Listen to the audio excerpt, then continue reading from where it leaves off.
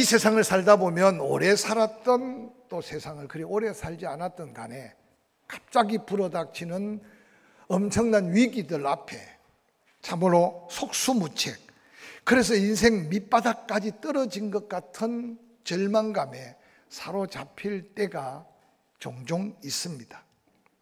특별히 코로나19로 인해 직장을 잃고 또 뭔가 가진 물질을 잃고 물질 잃고 친구도 사람도 떨어지고 그 가운데 건강도 잃고 그래서 미래의 소망까지 잃어버린 불확실성 속에 사는 많은 사람들이 의외로 정신적 질환 또한 그것이 또한 육체적 질환으로 이어지고 있다고 말합니다.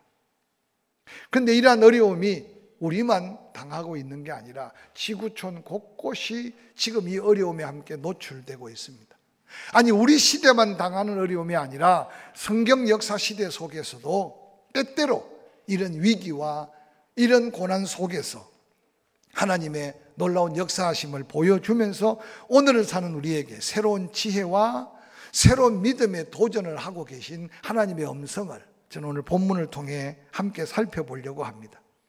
오늘 이 세상에 살고 있는 황당한 위기를 당한 사람들, 우리뿐만 아니라 당시 이스라엘의 왕이었던 다윗도 엄청난 고난 속에 머리를 감추고 그러고 울면서 감람산 골짜기를 헤매고 유대 광야를 헤매면서 목숨을 부지하기 위해 몸부림치는 그 가운데 그는 끝까지 믿음을 지켰고 하나님의 은혜 안에 그 위기를 극복한 한 아름다운 믿음의 고백이 담겨 있는 말씀이 오늘 우리가 읽었던 본문의 말씀의 배경입니다.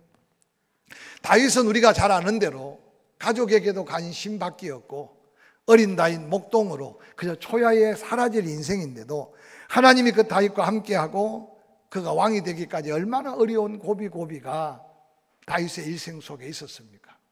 그러나 왕이 되고 난 다음 다윗은 정말 하나님의 은혜로 만사 형통했던 왕으로 주변의 많은 나라들이 두려움에 사로잡히고 백성들은 평안함에 참으로 부한 나라를 이루었습니다. 그런데 놀랍게도 그가 하루아침에 왕위에서 쫓겨나고 또한 도망자의 신세로 전락하게 되는 다윗의 일생 속에 황당한 삶의 위기를 오늘 본문에 소개하고 있습니다. 그것도 다른 사람이 아닌 자기 사랑하는 아들 압살롬의 반역으로 인해서 그는 그 목숨 하나를 부지하기 위해 도망하고 있는 모습을 성경은 소개하고 있습니다. 다윗의 아들 압살롬은 이전에 자기의 누이 다말을 범한 그의 이복형 암놈을 죽임으로 인해서 그 암놈을 죽이고 도망쳐 그는 이방 나라에 떠돌고 있었습니다. 그러나 애통해하는 다윗의 마음을 한 요압의 특별한 간절한 요청으로 이 압살롬은 예루살렘으로 돌아오지만 왠지 다윗은 그 아들을 면전박대하고 보지 않습니다. 한 해가 지나가고 두 해가 지나가고 아버지의 마음을 알지 못했던 이 압살롬은 아버지가 깨우치고 또한 돌이키고 온전한 아들로 서기를 원하는 그 마음을 알지 못했던 압살롬, 그는 도리어 아버지에게 반감을 갖기 시작합니다. 그리고 아버지를 향해 이를 갈기 시작합니다. 이를 갈다가 나중에 칼을 갑니다. 그 갈았던 칼을 아버지의 목에 겨누면서 반역을 기도하고 있는 처절한 현장이 오늘 읽었던 본문의 내용입니다.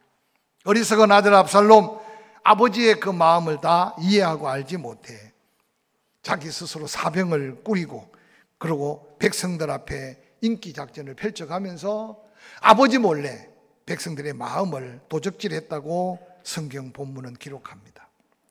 사람의 마음을 도적질한다는 것은 엄청난 배신이고 또한 엄청난 인격적 유린입니다. 그러고는 그가 많은 사람의 동조를 받아서 헤브론에 가자마자 다시 자기가 왕이 되었다고 선포하면서 이제 군사들을 일으켜 다윗의 왕위를 빼앗고 있는 장면을 소개하고 있습니다.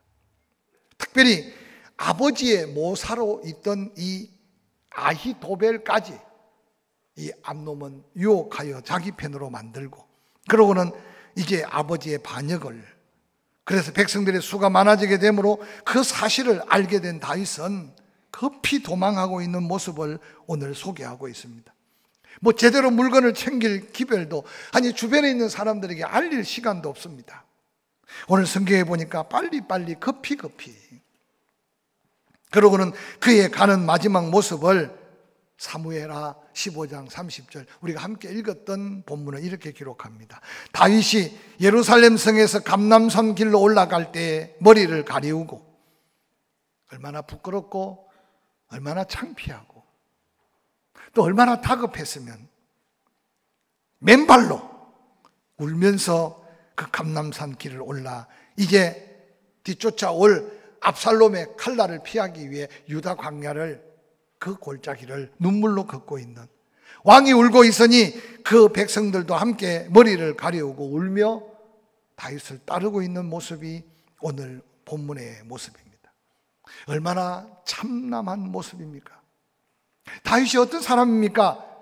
그 시대에 다윗을 넘볼 수 없는 하나님의 강력한 능력과 또한 모든 백성들에게 존경받았던 왕인데도 한순간에 자기의 왕자를 내려놓고 빈손으로 맨발로 눈물길을 걷고 있는 왕이 걸었던 눈물 골짜기가 오늘 본문에 소개된 다윗의 삶 속에 어두운 그늘진 한 모습을 소개하고 있습니다.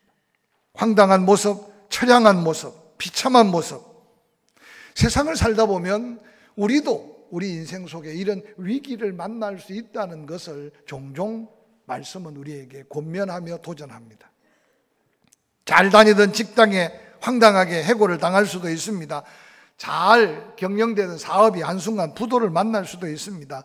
믿던 사람에게 사기를 당하거나 배신을 당해서 하루아침에 소중히 쌓았던 명예나 물질을 잃어버릴 수도 있습니다. 오늘 사는 우리들이라고 이런 황당한 일을 당하지 말라고 보장된 법이 없다는 사실을 기억해 보시기를 바랍니다. 갑자기 닥친 어려움, 대부분 사람들은 닥친 어려움보다 더한 상처, 더한 고통, 헤어나오지 못할 위기 속에 더 큰 대가를 지불하고 자기 삶 자체까지도 포기할 수밖에 없는 위기감을 만나는 시대를 우리는 종종 매스컴을 통해, 이 세상을 통해 볼 수 있습니다.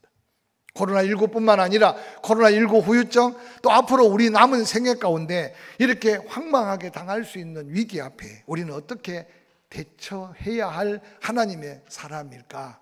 오늘 다윗의 삶의 모습들을 좀 살펴가면서 지혜를 얻고 우리의 믿음을 다시 한번 새롭게 단장하고, 그래서 그 가운데도 은혜 베푸신 하나님을 만난 다윗의 은혜를 함께 도전하면서 한 해 마무리를 믿음으로 한번 해가는 저와 여러분이 될 수 있기를 주의 이름으로 간절히 축원합니다.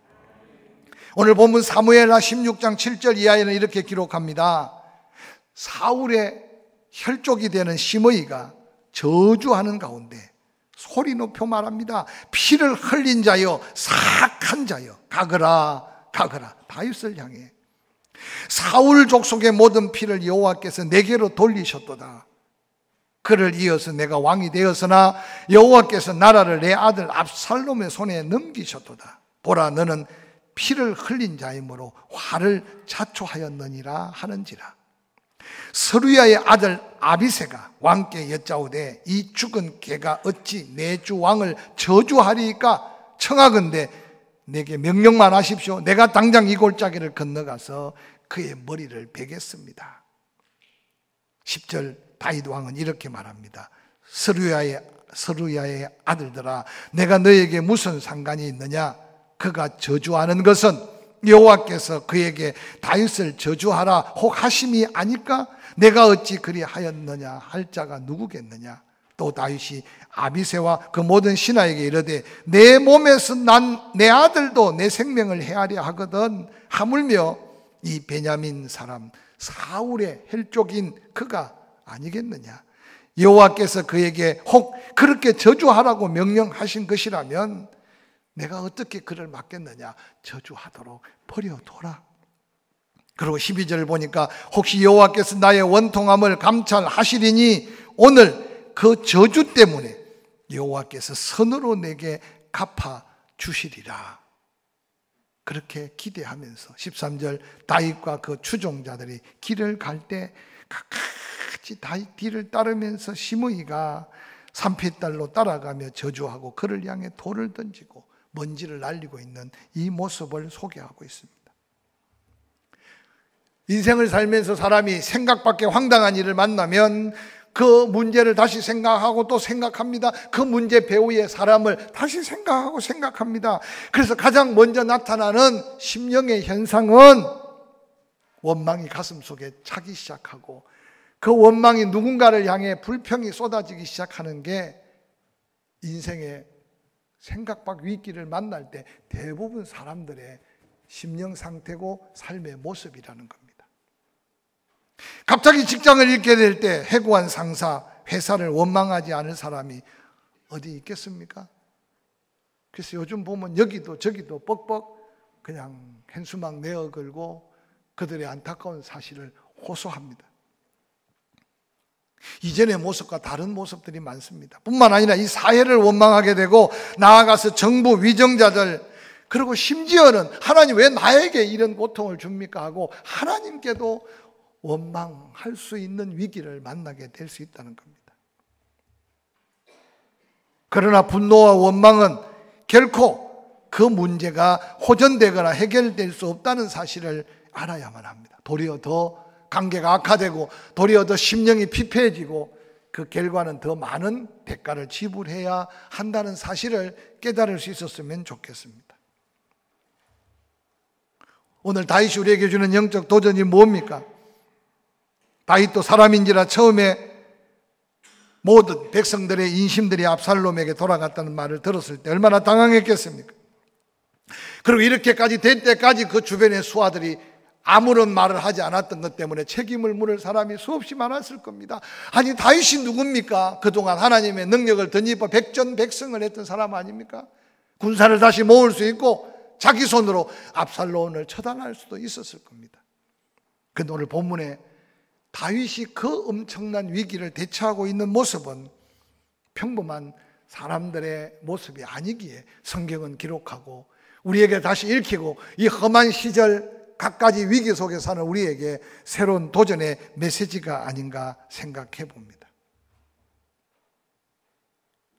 오늘 이 스므이의 저주 그뿐만 아니라 지금 압살롬의 군사를 일으키고 자기의 목을 향해 쪼여오는 이 상황 속에 다윗은 비참하게 눈물 골짜기로 도망치듯 피하는 그 가운데 그는 그 누구도 책임을 묻거나 비방하거나 원망하거나 또한 그 누구도 향하여 그 문제를 놓고 미워하지 않고 있는 모습을 우리에게 보여주고 있습니다. 참으로 힘든 삶의 환경이지만 오늘 다윗이 눈물 골짜기를 걸으면서도 아무도 탓하지 않고 불평하거나 원망하지 않고 하나님의 놀라운 역사를 찾고 있는 다윗의 그 모습 속에 우리에게 주는 영적인 도전이 뭘까 한번 생각해 보시길 바랍니다.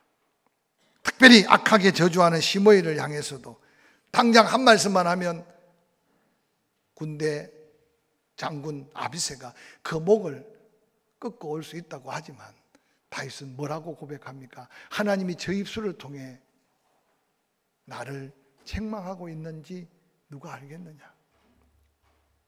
그러나 하나님이 나를 감찰하시고 계시다면, 하나님이 이 탁한 형편을 보고 계시다면 내게 혹시 은혜를 베풀 수도 있지 않겠느냐? 그러면서 부랴부랴 피난길을 오르고 있는 다윗의 그 모습을 통해서 사랑하는 성도 여러분, 쉽게 폭로하고 쉽게 외치고 쉽게 소리치고 그러고는 하나님의 역사 앞에 부끄러울 수 있는 오늘 우리의 삶의 현실 앞에 다윗의 이 믿음의 모습이 새로운 도전과 지혜가 될 수 있기를 주의 이름으로 간절히 축원합니다. 뿐만 아니라 오늘 다윗은 너무 다급하고 너무나 힘든 삶이지만 그 가운데도 자기 감정대로 또한 주변의 말대로 반응하는 다윗이 아니었습니다. 사무엘하 15장 24절은 이렇게 본문 속에 기록합니다. 보라, 사독과 그와 함께한 모든 레위 사람도 하나님의 언약궤를 메어다가 하나님의 궤를 내려놓고 아비아달도 올라와서 모든 백성이 성에서 나오기를 기다리도다. 이 말은 무슨 말이냐 하면 그 긴급하게 다윗이 그냥 부랴부랴 성 안에 있는 신하들과 그 예루살렘 성은 10명의 후궁들에게 맡겨놓고 자기 몸만 빠져나오는데 신을 쉬는 시간도 없이. 그런데 놀랍게도 당시의 제사장 사독은 레위 사람들과 함께 예루살렘 성에 있는 언약궤를 메고 감람산 위에 미리 성을 빠져나와 다윗을 기다리고 있습니다. 뿐만 아니라 아비아달도 모든 백성들이 나오기를 지금 기다리고 있습니다. 그 모습을 바라본 왕이 사독에게 말합니다. 보라, 하나님의 궤가 예루살렘 성 안에 궤를 모셨던 그곳에 있어야 되는데 왜 그 궤를 메고 왔느냐? 도로 갖다 두어라고 말합니다. 만일 내가 여호와 앞에서 은혜를 입으면 도로 나를 인도하사 내가 그 궤 앞에서 하나님 앞에 예배하게 될 것이다. 그러나 그가 이와 같이 말씀하시기를 내가 너를 기뻐하지 아니한다 하면, 하나님이 나를 기뻐하지 아니하시고 은혜를 베풀지 아니하면 내가 이제 죽음의 길을 간다 해도 내가 원망할 바가 아니다. 오늘 이 본문 속에는 다윗이 하나님과의 관계가 어떠한가를 너무 귀하게 보여주는 말씀이 여기 있어요. 아무리 다급하고 아무리 위기가 다가오고 아무리 큰 어려움이 닥쳐도 오늘 다윗은 하나님의 관계가 온전한 믿음의 관계로 분명했어요. 당시에 사독과 아비아달 그들은 다윗의 충성스러운 신하들이고 하나님의 일꾼들이었어요. 다윗은 하나님이 세우신 왕이라는 걸 그들이 알았어요. 그래서 다윗이 피난 가는 곳에 여호와의 법궤가 함께 가면 지금은 너무 위급하지만 모든 이스라엘 백성들 마음속에 그래 맞아, 하나님이 다윗과 함께해, 하나님이 다윗을 뽑아서 다윗은 하나님의 세운 왕이야, 압살롬은 아니야.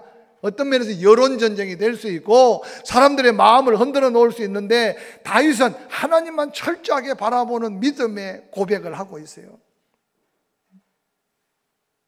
모든 것을 여호와 하나님이 주관하시니 구태여 여호와의 법궤를 내가 도망가는 그곳에 가져온다고 해서 하나님이 나와 함께 하시고 그 법궤가 예루살렘 성 안에 있다고 해서 하나님이 나를 버리실 하나님이 아니라는 믿음의 고백은 우리가 개인적으로나 가정적으로나 때로는 나라와 민족이 위기를 만날 때 믿는 사람이 하나님을 바라보는 믿음의 모습과 관점이 좀 달라져야 한다는 사실을 소개하고 있습니다. 뿐만 아니라 다윗은 자기가 하나님의 은혜를 받으면 다시 되돌아와 왕의 자리 다시 되돌아와 그 법궤 앞에서 여호와께 감사하고 예배할 것을 확신했어요. 그러나 하나님이 은혜 베풀지 아니하시면 내가 도망자의 길에서 죽어도 내가 하나님을 원망할 수 없다는 이 아름다운 믿음의 고백은 옛날 어리석은 자들의 믿음의 잘못된 모습을 기억하게 합니다. 아마 다윗도 그 옛날 사건을 알았을 거예요. 엘리가 제사장으로 있을 때 그 아들 홈니와 비나하스가 블레셋과의 전쟁을 치르는데 싸우면 지고 싸우면 집니다. 그래서 그들이 꾀를 낸 게 뭐냐? 실로에 있는 여호와의 법궤를 가지고 가면 여호와께서 그들과 함께 할 것이고 여호와가 함께 하면 이기지 않겠느냐. 근데 안타깝게도 블레셋과의 아벡 전투에서 대패를 합니다. 홈리와 비나하스도 죽음을 맞이합니다. 법궤도 빼앗깁니다. 다윗은 오늘 이 고백 속에 철저한 자기 믿음의 고백을 합니다. 하나님의 궤를 가지고 자기의 이익, 백성들의 마음을 움직이고 자기가 다시 왕으로 복귀하는데 여호와의 궤를 악용하거나 사용하고 싶지 않는 믿음의 결단을 우리에게 보여줍니다. 아니, 여호와의 궤를 이용하기보다는 하나님 앞에 은혜 있기를 원하는 다윗의 이 겸허한 믿음이 오늘 우리에게 있는지 어려울수록 더 하나님 앞에 한 걸음 더 서서 돌아보시기를 주의 이름으로 간절히 축원합니다. 혹시 이 자리에 앉아 계신 우리 식구들은 그런 사람이 없기에 합니다만은 내가 먹고 살기 위해서 교회를 다니거나 내가 사업의 장사의 이익을 내기 위해 교회를 다닌다면 다시 한번 이 다윗의 믿음으로 회복해야 합니다. 그러나 우리 주변에 믿는 사람들 가운데 정치의 포효를 여식하고 때로는 사업의 장사를 생각해서 옛날 바리새인들, 서기관들, 대제사장들처럼 예수의 이름을 팔고 하나님의 이름을 팔아먹는 그리스도인이 아주 없다고 누가 말할 수 있겠냐는 거예요. 할 수 있으면 서로 섬겨가고 도와가는 것은 사랑이에요. 그러나 섬겨주고 도와주지 않는다고 시험 드는 것은 믿음이 아니에요. 그래서 교회마다 건축을 하면 꼭 건축하는 사업하는 사람들이 시험이 들어. 교회마다 뭔가 큰 일을 행할 때 꼭 시험 드는 사람이 생겨. 혹이라도 그 마음속에 다윗의 이 믿음을 놓쳐버렸다면 우리는 때때로 개인이나 삶의 위기가 올 때 이 믿음 앞에 서서 하나님의 믿음을 고백하며 나아가기를 주의 이름으로 간절히 축원합니다. 아무리 힘들고 어렵고 다급해도 하나님의 뜻을 찾고 하나님을 이용하지 않는 믿음을 다시 한번 바라볼 수 있기를 바랍니다. 하나님은 택한 백성들의 형편사정을 다 알고 있습니다. 하나님의 뜻에 나를 맡길 수만 있다면, 아니 맡기고 순종하면 어느 날 회복케 하시고 새롭게 하시고 은혜 가운데 인도하신 하나님인 것을 다윗은 평생에 경험했기 때문에 지금 이 순간이 다급하고 너무 위험하지만 그러나 하나님을 이용할 수 없는 다윗의 겸손한 믿음이 오늘 이 시대를 사는 그리스도인들에게 세상 앞에 당당히 보여야 될 믿음이고 하나님 앞에 고백해야 될 믿음이 아닐까 생각해 봅니다. 다윗은 이런 인간적인 수단과 방법을 다 내려놓고 하나님의 은혜를 구하며 전적으로 하나님만 의지합니다. 오늘 많은 그리스도인들이 하나님을 신뢰하는 신뢰도를 한번, 하나님을 의지하는 믿음의 어떤 모습을 한번 살펴보시길 바랍니다. 그 위에 자기의 모사 아히도벨이 압살롬에게 가담했던 말을 들었을 때도 주변 사람들은 이럴 수가 있습니까? 큰일 났습니다. 두려워하고 동조하고 흥분하고 있지만 사무엘하 15장 31절은 이렇게 말합니다. 어떤 사람이 다윗에게 말합니다. 아히도벨이, 당신이 그렇게 아끼고 당신의 모사였던 아히도벨이 압살롬과 함께 당신을 반역하는 일에 지금 참여하고 있습니다 라고 보고를 합니다. 그때 다윗이 뭐라고 말합니까? 여호와여 원하옵건대 아히도벨의 모략을 어리석게 하옵소서. 짧은 한마디 독백 같은 기도로 이전에 그의 사랑을 입었고 그의 은혜를 입었던 아히도벨의 있을 수 없는 배신 앞에 다윗은 한마디 외마디 짧은 기도로 하나님께 맡기고 있습니다. 아히도벨, 그가 어떤 사람입니까? 모략가입니다. 매우 뛰어난 전략가입니다. 다윗의 마음과 생각을 다 헤아리고 있습니다. 그런데 어느 날 그가 압살롬에게 마음을 빼앗겼습니다. 아니, 압살롬이 그 마음을 도적질했죠. 한순간 그 배신, 그러나 다윗이 그동안 베풀고 은혜 베풀었던 상을 생각하면 좀 속된 말로 갈아먹어도 시원치 않을 텐데 다윗의 외마디 이 고백은 때때로 우리가 사람과의 관계 속에 하나님을 신뢰하고 하나님을 의지한다면 좀 더 여유 있고 좀 더 사랑이 있는 마음으로 이 기도가 오늘날 믿음의 기도가 되어야 된다는 사실을 다시 한번 기억하시기를 주의 이름으로 간절히 축원합니다. 오늘 왜 한국의 정치가, 한국의 경제가, 한국의 사회가 이럴까요? 그 가운데 믿는 자들이 있는데도 이 믿음이 없어요. 예수 믿는 사람이나 안 믿는 사람이나 정치판에 가면 똑같고 사기꾼 무리 속에 가면 똑같고 세상 속에 섞이면 똑같고, 그래서 세상 사람들이 하나님까지도 우습게 여기는 시대 속에 우리가 믿음 지키고 살아야 될 위기를 당하고 있음을 기억하시기를 바랍니다. 하나님은 지금도 믿음의 사람 편에 함께합니다. 놀랍게도 다윗이 외마디 안타까운 마음으로 하나님 앞에, 하나님이 함께할 때 모사였고 하나님이 함께할 때 하나님의 뜻을 분별한 지략가였는데 그가 악한 압살롬과 손을 잡고 나를 치려하는 이 순간 하나님, 내가 할 수 있는 게 뭐겠습니까? 그에게 어리석음을 부어달라고. 그런데 놀랍게도 사무엘상 17장 14절은 이렇게 기록하고 있어요. 압살롬과 온 이스라엘 사람들이 이르되 아렉 사람 후세의 계략은 아히도벨의 계략보다 낫다 하니, 후세가 누구냐면 다윗의 친구예요. 다윗이 그 후세를, 자기와 함께 피난길에 가는 후세를 도리어 예루살렘 성으로 보냅니다. 그리고 뭐라고 부탁하느냐? 당신이 나의 충신인 건 알지만 압살롬에 가서 그렇게 말해라. 내가 당신 아버지를 섬겼지만 이제는 시절이 바뀐 것 같아서 당신을 섬기러 왔다. 그러면서 말하기를 아히도벨의 모사를 꺾어놓고 아히도벨의 책략을 꺾어놓으라고 말합니다. 그런데 놀랍게도 후세의 말로 되는 것이 아니라 그 배후에 하나님이 역사하고 계시다는 사실을 분명히 말해주는데, 압살롬도 쏘가지고 이스라엘 사람들도 쏘가지는 게 후세의 계략이 아히도벨의 계략보다 낫다라고 결론을 짓게 되는 거예요. 아히도벨의 계략대로, 묘략대로 압살롬이 따랐으면 다윗도 죽고 그 신하들도 다 죽고 바로 압살롬의 시대가 되었을 거예요. 그런데 이 후세가 압살롬의 아히도벨의 계략을 꺾어 놓습니다. 여호와께서 압살롬에게 화를 내리게 하사 아히도벨의 좋은 계략을 물리치라고 명령하셨습니다 라고 말하겠어요. 후세의 지혜가 아니라 다윗의 그 넉넉한 기도를 하나님이 들으시고 아히도벨의 그 계략을 이 후세의 말을 통해, 백성들의 마음을 통해 지금 그 계략을 물리치고 계신 하나님의 역사를 소개하고 있습니다. 지금도 하나님은 살아계시고, 할렐루야, 지금도 택한 자들 지키고 계시고, 아멘. 믿음으로 살고자 하는 그 길에 하나님은 친히 함께 하시는 하나님인 걸 다시 한번 확신해 가면서 너무 세상 탓하지 마시고, 미국도 지금 얼마나 정치가 혼란스럽습니까? 이게 지금요, 미국만 그렇고 한국만 그렇게 아니라 인간이 사는 지구촌 전체가 오염도 문제지만 극단적인 생각 속에 다 지금 치닫고 있는, 그래서 정치하는 사람도 너무 힘든 시대를 살아가고 있어요. 하나님은 과거나 지금이나 여전히 함께하고 계시니까 이럴 수 있을수록 우리가 극단적인 말, 극단적인 표현, 극단적인 행동보다도 다윗의 이 믿음에 서서 하나님을 의지하는, 하나님의 뜻을 묻고 순종하는 이 믿음을 키워가고 확신 있는 믿음의 자리에 서기를 주의 이름으로 간절히 축원합니다.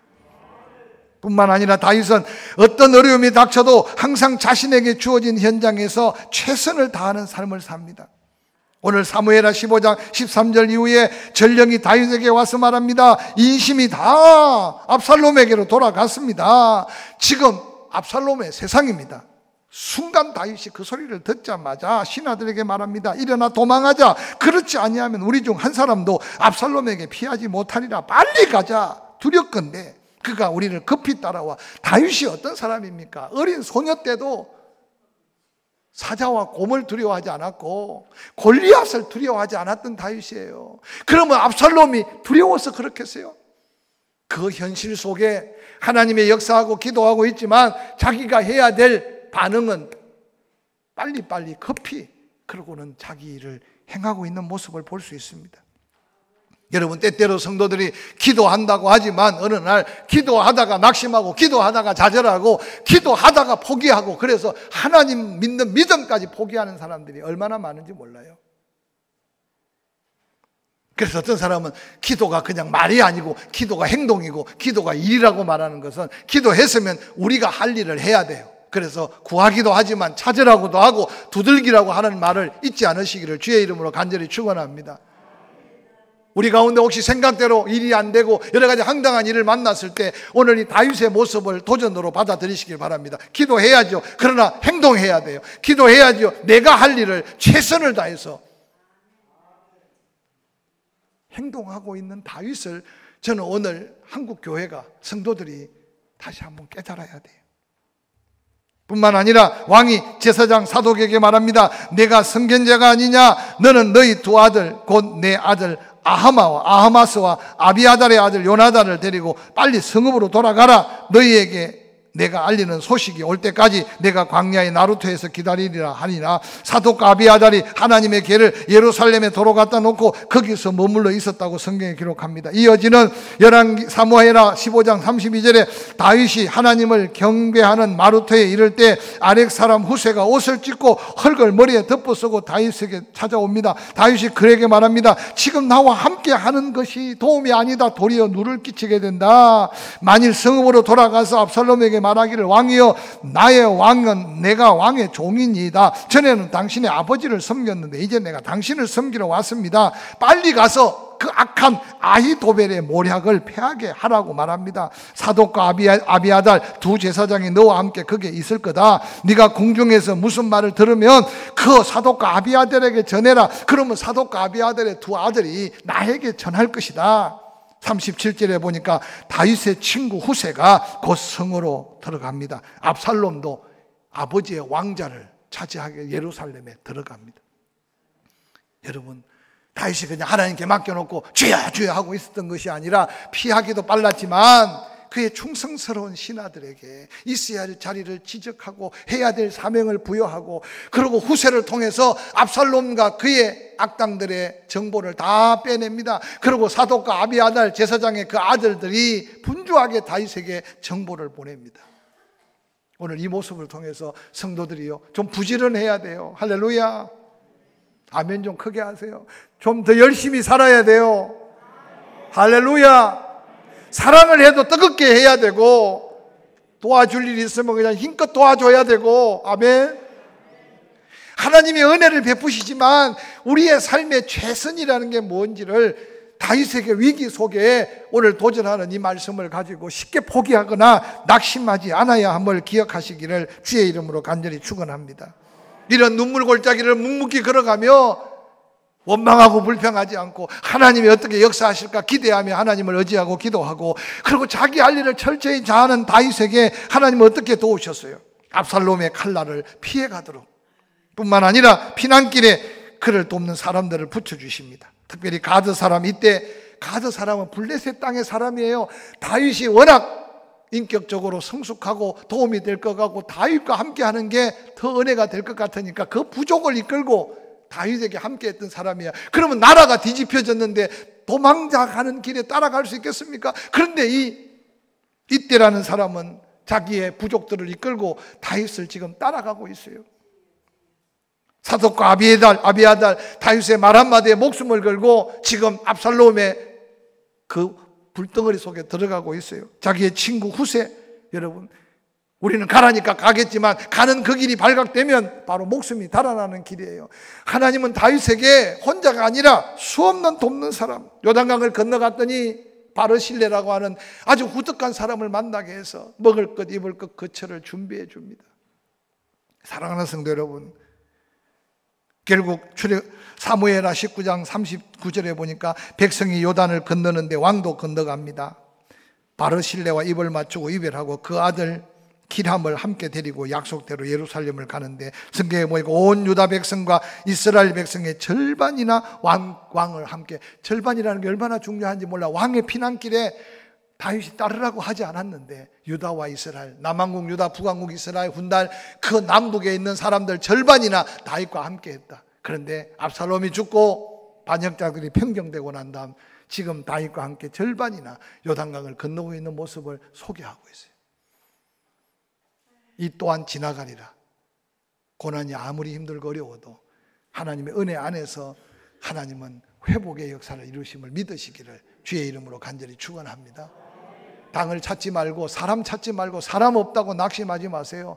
하나님은 지금 또 초야에 묻던 다윗을 선택하던, 아니 출애굽할 때 모세를 그렇게 연단시키고 키우던, 분명히 하나님은 지금 이 나라 이 민족을 통해 이루어야 될 하나님의 뜻이 있기 때문에 할렐루야, 반드시 하나님의 역사를 기대하면서 힘든 한 주간 또 남은 한 해, 남은 인생, 그 어떤 황당한 일이 닥쳐더라도 오늘 다윗의 이 놀라운 눈물 골짜기의 걸음들을 함께 배워가면서 이 감격의 은혜가 우리 삶에 충만하기를 주의 이름으로 간절히 축원합니다.